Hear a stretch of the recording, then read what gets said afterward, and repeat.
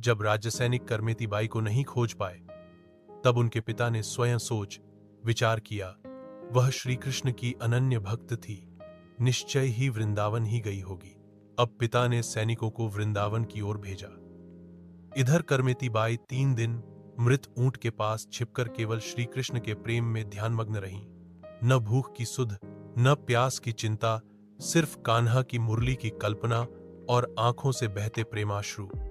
3 दिन बाद वे वहां से निकलीं और एक भक्त मंडली से मिलकर उनके साथ वृंदावन की ओर बढ़ चली। जैसे ही वे वृंदावन पहुंची, उन्होंने सबसे पहले अपने पास के सभी आभूषण, वस्त्र और धन एक ब्राह्मण को दान में दे दिए। शरीर पर अब कोई सोने चांदी की पहचान नहीं रही। उन्होंने एक सूखा पत्ता उठाया और उसे जोड़कर अपने शरीर को ढका।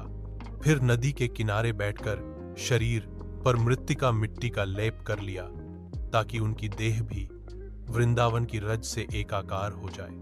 अब वे पूरी तरह से संसार से विरक्त थीं। उन्होंने तन मन धन सब कुछ श्री कृष्ण को समर्पित कर दिया था। वृंदावन में ही एक जगह बैठकर वे रोज ध्यान करती, भजन गाती और ठाकुर जी की सेवा करती। कुछ समय बाद उनके पिता वृंदावन पहुंचे।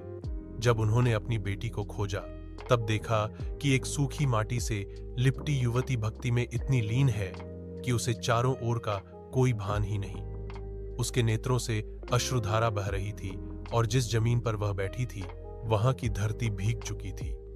यह देखकर पिता स्तब्ध रह गए। उन्होंने कहा, बेटी, विवाह मत करो, पर घर तो लौट चलो। समाज क्या कहेगा? लोग तो हमारी नाक काट देंगे।